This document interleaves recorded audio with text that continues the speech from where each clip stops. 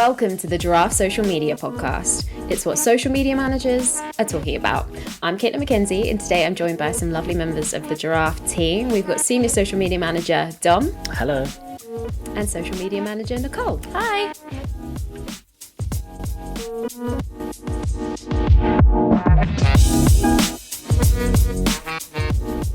Well, welcome everyone to our first coffee break episode of 2021. Woohoo, wow. What a thrill. We made it. I know, we made it.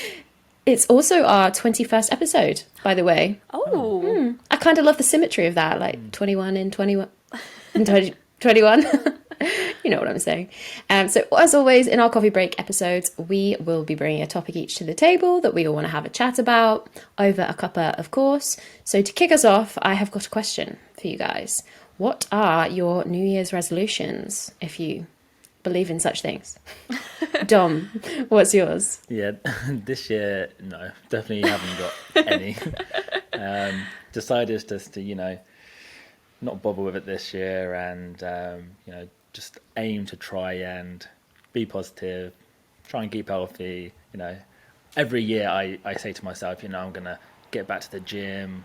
Obviously, it was something that we can't actually do at the moment, or keep fit. But then, literally within 2 weeks to a month, if that, it just fails. So why bother? So yeah. Nicole, how about you? I really wanted to learn to drive this year. So confession, I don't know how to drive. And I thought this would be the year, but I know obviously with lockdown and a lot of people have had their lessons, obviously their lessons cancelled, but also their tests and things. So it might not be until later in the year, but it's still a goal that I have my eye on. Hopefully I'll get it this year. We will see, because it's getting embarrassing. It's one of those, it's like just worth getting, isn't it? Even if you don't actually use it, it's just worth having. Yeah, I wish I had that mindset at like 18 and I just got it done, but I didn't. And now here I am, almost 23, and I still haven't got it. But it's fine. This is the year. This is the year. Exactly. I'm sure maybe eventually you'll be able to do it, hopefully maybe even masked. Yeah, that's true. Who knows? Well, if it makes you feel any better. I did it when I was 19, but I failed 2 spectacular times. It was third time the charm. And I think, like what you say, once you've got it, you can do it. Yeah. It's a bit muscle memory. I don't drive for a year at a time. And then I get behind the wheel and I'm like, oh, yeah. Yeah. It's just the stress of doing it the first time. I was so anxious in mine. My driving instructor asked me to pull over and breathe. That was actually the one I passed as well. He was a nice dude. One of the previous ones, I was so nervous, reversing around a corner. My foot was shaking like this. A lot for listeners as opposed to people watching on YouTube. But when I was reversing around a corner and I went over the corner with both wheels, both inside wheels, just straight over it, not around. Across. Oh, God. Which was a fail, surprisingly. No, I personally, I really disliked my driving lessons just because my driving instructor was just brutal. Any little mistake you'd make, he'd just sort of shout at you and sort of why are you doing that? Do this, And there's even one point where he told me to just put my foot down because we were on... It's on my back road and the speed limit was 60. So he was yeah, just to floor it. And then so I was okay, floored it. And then he was what are you doing? You're going too fast. Because we started getting out of control a little bit. So he started blaming me for it. I was well, you told me to floor it. So following instructions. Well, that's funny. I'm now scarred and will not be learning to drive this year. I've changed my mind. I don't want to do it. Just pick funny. Pick a nice driving instructor and you'll be fine. Yeah, okay. That's step 1.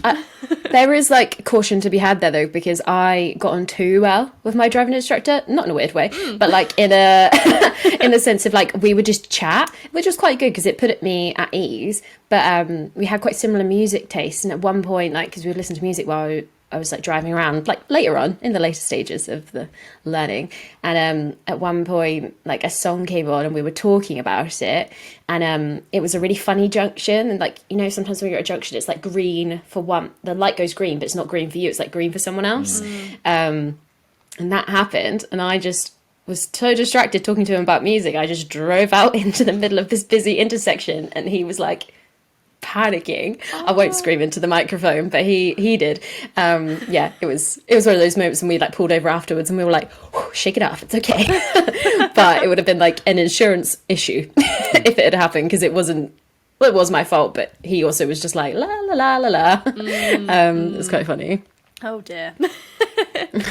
Well, my New Year's resolution. Well, no, I don't really have one. I think I've got a subconscious ones, but I'm not saying it out loud because I don't want to like jinx it. But I suppose that undermines a podcast. So basically, I'm trying to be like more healthy and stuff, and just make better habits, because I think with all the lockdowns and the continued stuff that's been happening, I've been like just making bad choices, like staying up too late, you know, like just not necessarily doing the healthy thing, because it's like, nah, what's the point? Do you know what I mean? I think it's really easy to slip into that mindset at the minute. So I've been trying to like go outside. That's a win. That's one. Like just try and go outside more and like be a bit healthier. One of my close friends is a yoga teacher, so I'm doing some yoga with her online, just bits and pieces. But I don't want to say like it's not my New Year's resolution, because also I'm like, wow, I'm doing really well. It's the 5th, but I'm like, look at me. But I'm like, check back in with me on the 10th. Yeah.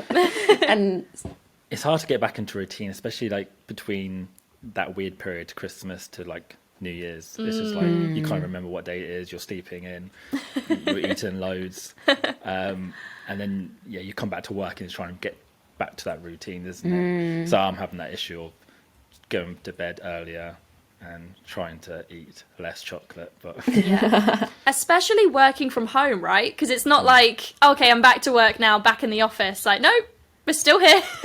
Still feels the same, and the chocolates are right next to my table. So it's very tempting. So I think, it's a weird time made even weirder with lockdown. definitely. I've been seeing a lot of like veganuary ads. I don't know about you guys, but like you see it every year, but I think this year it's become like a huge deal, maybe even more so. And I don't know why that is, but I was just like watching TV the other night, and a lot of like mainstream brands were sort of bringing it up now, and I was kind of surprised to see that, because it's sort of like maybe we'll throw it in an ad or two, but it was like their main focus for this month. So I don't know if you guys are doing that at all, or if you've seen anything else. Well, I've seen it around. I follow like, I have a slightly alternative diet, I suppose, so I do see a lot of that stuff kind of anyway. But I'm always like really surprised when you start seeing it on billboards, on like the sides of buses and on TV. And I mean, I know there's certain vegan societies which are quite aggressive with it, which can be a bit arresting, but then I guess it's effective. But in terms of brands, I know, I mean, I guess it's difficult, isn't it? Because it's one of those causes, like you can't be like, woohoo, veganuary for January, and then still steak, I guess, the rest of the year, if you know what I mean. And there's some business, I guess, it just doesn't work for. But I like to see a business like chime in on a cause where they can, and especially like beauty businesses and things like that, like highlighting how they're becoming more sustainable. I like to see that. I'm not personally doing it, but me and my family are trying to become a bit more flexitarian, so to speak. How about you, Dom? Have you? Yeah, no, I'm definitely seeing a lot more of it, and I think more brands are getting involved with it, because more and more people are becoming vegan or looking to even try it out. There's more products available for those people, so obviously the market's getting bigger. There's more attraction to it, so businesses naturally are going to jump on board. Sorry, excuse me. And they're gonna want to try and market it. Why wouldn't they? Like, it's the same for like Movember. Like that's I feel like that's gotten bigger. And then you could say the same for Dry January as well. Like I've seen quite a lot more businesses getting involved. There's one company called Brewdog. I saw quite a good post actually they did. They've got like a billboard and it says sober as a mother, and it's obviously selling their non-alcoholic beer. And I think it's just things like that are just quite creative. It's very simple billboard, but I just definitely think the more consumers are sort of building more attraction to these sort of things, the more businesses are going to get involved with them, really. No, I was just say that's really cool about Brewdog, isn't it? Because they obviously their main product offering is alcohol, so that they're like, I guess if you have a product that fits into it, then by all means, I guess like Richmond are like a sausage company, but they do have vegan sausages, so maybe this is the moment to like really push them. It's just an interesting time, isn't it? It's like there's a lot going on. Sorry, what were you going to say, Nicole? No, it just reminds me of a Guinness ad. I think they had it running around Christmas. Maybe they're running it now for dry January, but it's essentially it pretends that there's something called Guinness Clear. It's just water, but they like do this all swanky, fun ad as if it's like Guinness, and it's like, you know, all the close-up shots of the pint glass, and like, introducing Guinness Clear. It's just water, and it's just saying to like obviously like drink driving and stuff, like to be careful around the holidays, not drink too much and drive, and that's such a fun way to, because you're promoting Guinness, but you're also promoting a good cause, and that's sort of a fun way. So maybe they're running that during this time for dry January. That would be quite clever. But that's similar to, what was it? Brewdog, did you say? Brewdog, yeah. Yeah. It's interesting that it's like the company themselves that make the product are the one also sort of doing these fun little twists. It's quite clever. Yeah, definitely. I guess there's an opportunity for brands to be quite clever as well if you can't join in with one of these trends, because say, for example, what you sell is alcoholic wine, for example, and if you're like racking your brains, I think it's okay to go against the trend if you're like clever. I mean, don't be like sustainability is bad, like that's not what people want to see, but more in the sense of this, say like you were only sold wine, if you could be clever with it and be like, well, this isn't the year for a dry January, or like make your New Year's resolutions to stop drinking bad wine, you know what I mean? Like there's probably some tongue-in-cheek opportunities in there, which I think's quite clever. Yeah, I mean, like I said, these sort of things are getting bigger and bigger. More people are getting involved with them every year. So if businesses aren't getting involved with them, then they're missing out on a big opportunity to, you know, reach new audiences potentially. So yeah, it's very creative what certain brands are doing. So what I want to know is, what are you guys watching to sort of beat the January blues? You know, kicking off 2021. Have you guys been watching any new series? Anything on TV? I watched on Christmas Day, actually, I watched Soul, you know, the new Disney Pixar film. We all like sat around and watched that together. It's not really a Christmassy film, but it was still, you know, a new Pixar film that I was excited to watch. And I really liked it. I don't know if you guys have watched it, but on first watch, well, I've watched it twice now, I was quite like surprised because it felt extremely deep, but I think that's what I like about it. I don't know what you guys think. Yeah, it's not like, I mean, I think obviously it's like created by the same people who did Inside Out as well. Like, and I think Inside Out started to get a bit more deeper, didn't it, with like Disney films, and it's sort of even deeper. So, and it makes you question your own life, I think. And I got quite teary near the end of it. It's quite an emotional one. Any of you? I am. Well, I No? Sorry, I Just didn't me? cry, Dom. No. But if it makes you feel any better, I watched Coco on Christmas and cried like a little baby girl. Cried my eyes out. Also watched Interstellar that evening and also cried a lot. So, you know, I do cry at some things. Yeah. But on Soul, I did watch it. I watched it like, because it was launched on Disney Plus on Christmas Day, I think. Yeah. So I think I saw it like maybe Boxing Day. And yeah, I did really like it. I liked the concept. I like the way Pixar sort of think, what's a mysterious thing about living, and then they like sort of dissect it and be like, maybe it looks like this. I did like it. I didn't know, I don't want to be controversial, but part of me, I liked the idea, but I kind of felt like the whole way through they were like, this movie's full of meanings. Do you know what I mean? Like the whole way through I was kind of like thinking about the meaning more than enjoying the film. Maybe a little bit, I don't know, but that's maybe me being too analytical, so maybe that's a me problem. But I did like it. I liked the characters and stuff. I thought it was cool. I saw quite an interesting, a lot of like Twitter debate about the movie over the holidays, with people being like, damn, like what's my purpose after watching it, and then other people underneath being like, you didn't understand the movie at all. It's not about finding your purpose. It's just about enjoying the little things, and then other people counteracting that and stuff. But I love the animation. I thought the characters were really cool. It was so good to see. Like, it was so diverse as well, which was really, really awesome. The detail is ridiculous, isn't it, in the animation now? Like when that leaf falls from the sky at one moment, and it's just like, that's a pretty leaf. And I also really loved like the anti-hero character. Like there's this New Zealand actress that I really, really like. She was the one who was like doing all the counting. Oh, yeah. I just find her so funny, and I love to see that she's like now in a Pixar movie. I thought that was really cool. That's cool. What am I watching? I am watching something maybe mundane, like maybe not as cool, but it's the new version of The Chase. It's the first. I've only watched it like the last couple of nights, but it's on most nights. It's called like Beat the Chasers, and it's like where people go on and they go up against like all 5 chasers, and they get like offers for different amounts of time and how many chasers they go up against, and it's just really short and sweet, like contestant after contestant, and I'm hooked. I love it.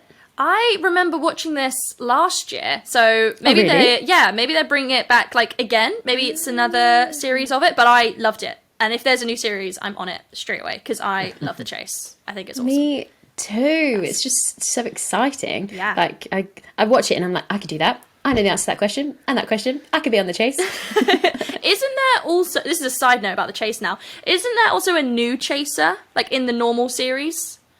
I saw something about it, but I must admit I haven't watched it or seen him, but I think there's a new chaser on the scene. That's exciting. That's I know. the sort of pop culture update I'm interested in. Yeah. Breaking news. Yeah, you heard it here first. No, it'd be great. If you guys could go on any UK game show, what would it be? I would love to know. Well, I've already applied to be on The Chase once, so I think I would have to say The Chase.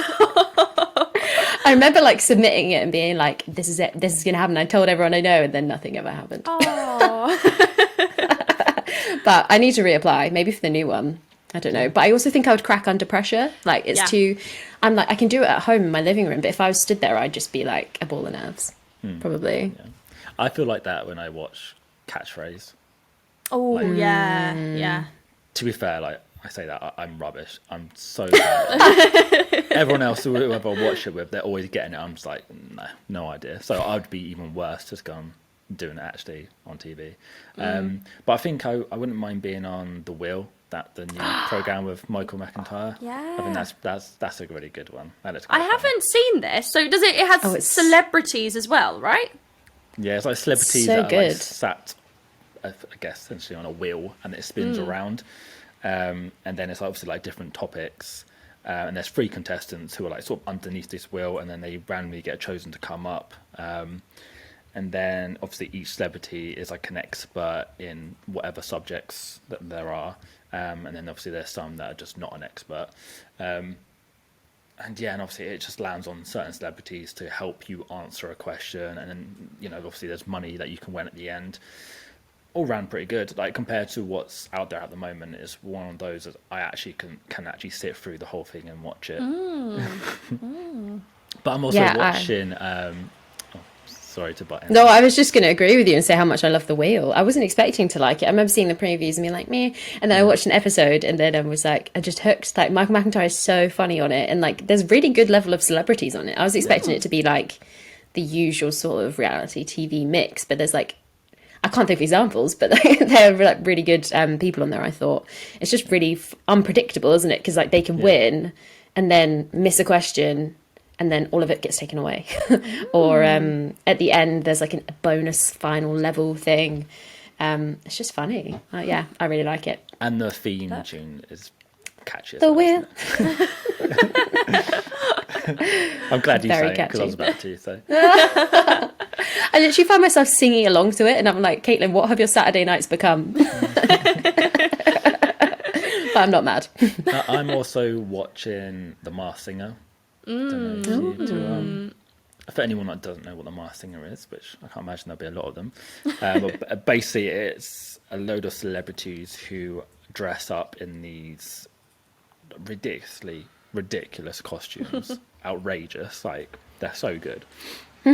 And obviously no one knows who they are, and they sing, and then there's judges who guess who's behind the mask.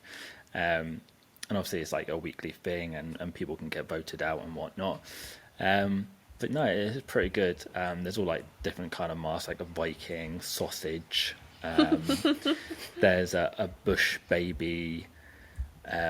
Somebody, well, a spoiler alert, I guess, who just went out last week was Seahorse, and it was Mel B, which is quite funny because Mel B is a singer, yet she got voted out of a singing contest. But the thing is, she was disguising her voice, so you couldn't really tell it was her. But yeah, it's still quite funny. Wow, that's another example of like shows like pulling like really high quality people out the bag. Yeah, like you would never expect like maybe Mel B to be on that. I've seen a few, and you're like, no way is it so and so. I think the American one, like Bruce Willis's daughter was on it, and I was shook. I thought that was really cool, but I don't think I have the patience for it. Like I need to know who it was. I'd much rather watch like a roundup and find out who everyone was. But yeah, it does look like well worth a watch. The thing that I wanted to talk about this week, guys, is just I want to see if it's happening to you. I think I've mentioned it maybe before on an episode of the podcast, but obviously Instagram Reels, big thing these days. But whenever I'm scrolling, I keep getting served like really weird Instagram Reels. Like I see some like occasionally from people I follow, but not really. And then halfway down, not even halfway down, like maybe 6th or 7th one is so obscure. Not from someone I follow. It's not anything I'm particularly interested in. Has 0 likes, 0 comments. And I'm like, how has this reached me? Because Instagram is so intense about the algorithm, right? And they obviously, usually, if it's a random person who has like 20 followers, they post a picture. It's very difficult for that picture to actually be seen by those 20 followers if they also follow heaps of other people. But it feels like the opposite of that. It's like they're being like massively elevated. Like for example, last night I was having a wee scroll, and this video of like a guy playing the guitar came up, and don't follow him, don't really engage with much music on Instagram, to be honest, like musicians and stuff. But it had like 0 likes and 0 comments, and I just for some reason felt guilty, and I was like, okay, I'll watch it, like poor guy. And he was all right, and so I just gave him a like and just sort of scrolled away. But I was like, why am I being served that? Why? I don't know. And I also see lots of stuff of like teens doing like dance stuff or random things like with their friends in a park kind of thing, like I would post on Facebook back in the day. But again, don't follow them. Don't have a lot of engagement. And sometimes I'll watch stuff and I'll be like, what on earth is this? And then I'll look, and again, it's just some random content I've been shared. And really, I just want to see reels of dogs, and I'm not being served them. Well, I mean, the algorithm is working based on what you have recently searched, I guess. So, Kaitlin, exposed. Are you lying to us? No, but I see what you mean, though, because to be fair, what I get a lot of, football reels. I get a lot of like cooking, meme sort of type reels.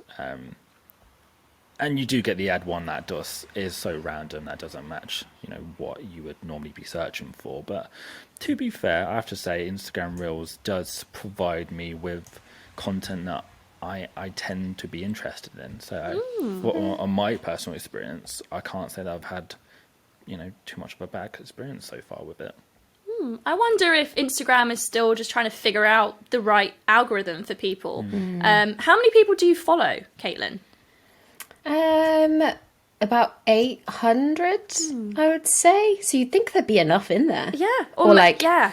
Maybe there's some rogue accounts that you're following that's infiltrating your feed. Because I was just thinking with TikTok at the moment, everyone's kind of making their account for the first time, right? So like there's no history, and then you're scrolling through and then it gets what you like. But with Instagram, I follow some weird accounts from like years ago that I just like don't interact with anymore. And they're probably like, they probably don't even post anymore. But I feel like maybe that might have some impact if I'm following some sort of random fashion accounts from years ago, or like makeup tutorials that I personally don't interact with anymore. Maybe Instagram thinks I like it. Maybe that's the same with you. Who knows? Some random guitar playing man.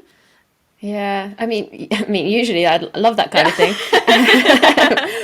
But yeah, no, honestly, they are so random. I can't think of more concrete examples of just people just filming like a street, and they have, again, no engagement on it. I don't follow them, nothing. And I'm like, okay, thanks.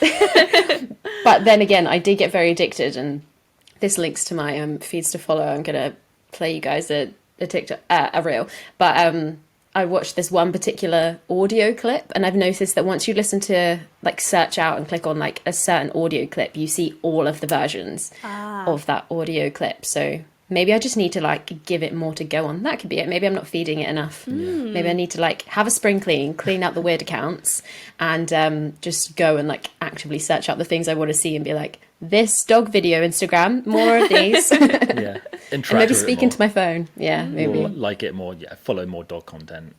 Do all that, and I'm sure you'll get more of the content you want. Very solid tips. Well, that brings us to our fun segment, Feeds to Follow, where we all bring a feed that we think the audience should be following along with. I am happy to go first, as it really links onto what I was just talking about. I want to recommend a Instagram and TikTok account. I don't follow her on TikTok. I did discover her on Insta, but it's at Lorena Pages, Lorena Pages, and you probably have heard her Love It, Couldn't Wear It audio on either platform, which I want to play because you'll know exactly what I'm talking about. So my feed to follow is at Lorena Pages, Lorena Pages. She's on Instagram and TikTok, and you've probably heard her Love It, Couldn't Wear It audio, which I'm going to try and play. It's planned for this year that I couldn't wear, so I just wanted to show you. See this? I love it. I couldn't wear it. Familiar? Maybe not. But basically, I became obsessed with the dog accounts. There's a theme here. Recreating that audio. So it was very like popular. Like Oprah retweeted it, and shared it, and it was wow. But it was all these like dogs sharing like their dog outfits. Like, see this? Love it. Couldn't wear it. And this is about to be my cute costume, but no. And loads of celebrities recreated it. It was just great. But basically, this at Lorena Pages created the original audio, and she does loads of like funny videos with animated filters. But she also creates content which is almost like exclusively for the purpose of recreation. So she creates a video and she's like, oh, this is my last audio for the new year, guys. Can't wait to see what you do with it, because it's become such a thing. I just thought it was quite cool that there's now on these such visual platforms, there's like maybe creators who are just creating audio. Obviously there's video that goes with it, but the main purpose is that she's hoping that people will recreate the audio, and that's how she gains traction, which I thought was quite cool. So very funny account to follow, but also like a good place to spot maybe early trends as they kick off, because all of her audio clips that she's done recently have all blown up really, really big and been massively recreated. I think I saw a thing how like celebrities and singers and stuff, now something as part of their single, there should always be like like what would you call it, where you can like reuse the audio? A soundbite? Yeah, something like that. Yeah, like something that can be used on TikTok, like whether that's for a dance or for like a funny video. Like now singers are wanting to have that little bit in the song that could be replicated, just purely because it becomes so popular, right? Like all of the radio songs these days are just from TikTok because they've blown up so much. So it makes sense that they want to have like a little section that can have like a little dance break or something that people all around the world can do. So yeah, it's super interesting actually. Yeah, definitely. How about you, Dom? What's your feed to follow? Yes, I did have one, but I've changed it to what I initially was going to go for. So mine is a YouTube channel called Team Richie. Basically, it's a guy and a girl, and they are into CrossFit. If anyone out there is into CrossFit, this is a really good channel to subscribe to, because not only do they provide like, you know, news that has happened within the CrossFit industry, they also show sort of like basically like a daily vlog almost, sort of their workouts, sort of just their lifestyle really as well. That's and cool. They're quite a funny couple. So not only do you get some great tips in terms of fitness, you get a bit of a laugh from it. So that's what I would recommend. It's Team Richie on YouTube. Love that. How about you, Nicole? Mine would have to be it's an Instagram handle called Simple Politics. They basically just break down everything that's going on at the moment, and with the amount of news that's out there, they're like a great account. I definitely recommend checking them out. Just because you can get all of your updates right there.